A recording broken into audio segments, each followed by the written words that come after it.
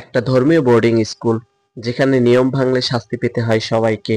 আর একদিন শাস্তি এমন পর্যায়ে পৌঁছায় যেখানে মৃত্যু পর্যন্ত হয়, কিন্তু সে মেয়েটা মরে গিয়েও ফিরে আসে প্রতিশোধ নিতে। আজকের ভিডিওতে আমরা এক্সপ্লেন করব ইন্দোনেশিয়ান হরর মুভি মুনকার, এক ভয়ঙ্কর প্রতিশোধ, গোপন আঘাত আর ধর্মীয় রহস্যের গল্প। কাহিনী শুরু হয় হেলিনা নামের এক মেয়ে দিয়ে, যে নতুন ভর্তি হয় একটি বোর্ডিং স্কুলে। স্কুলটি ধর্মীয় হলেও নিয়ম কানুন এতটাই কঠিন যে এখানে মানুষের চেয়ে নিয়ম বেশি গুরুত্বপূর্ণ। এখানে চালু আছে এক কঠোর নিয়ম, ক্লাস মিটিং।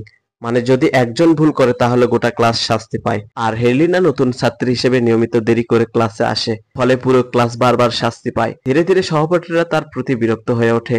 তার ওপর শুরু হয় হেইজিং, মানে মানসিক ও শারীরিক নির্যাতন। এক রাতে তারা তাকে এতটাই নির্যাতন করে যে হেরলিনা পালাতে চেষ্টা করে, আর সেই সময় একটা দুর্ঘটনায় পড়ে মারা যায়। হেরলিনার বাবা মা তার মৃত্যুকে মেনে নিতে পারে না। তারা একজন সামানের সাহায্যে তার আত্মাকে ফেরায়, কিন্তু সে আত্মা শান্তির জন্য না, ফিরে আসে প্রতিশোধ নিতে।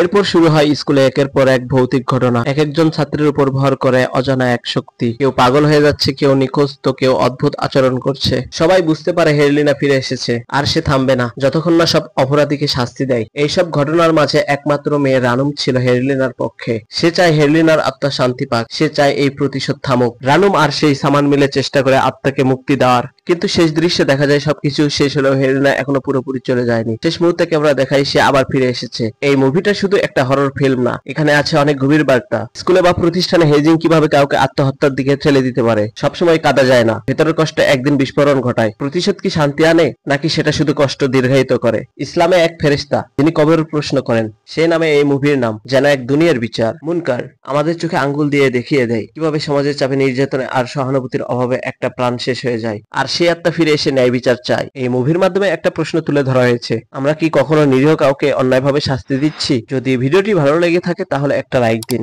কমেন্টে জানান আপনি কি কখনো অন্যদের কারণে অন্যায় শাস্তি পেয়েছেন। আর এমন আরো হরর এক্সপ্লেন পেতে চ্যানেলটি এখনই সাবস্ক্রাইব করুন। দেখা হবে পরের ভিডিওতে। আল্লাহ হাফেজ।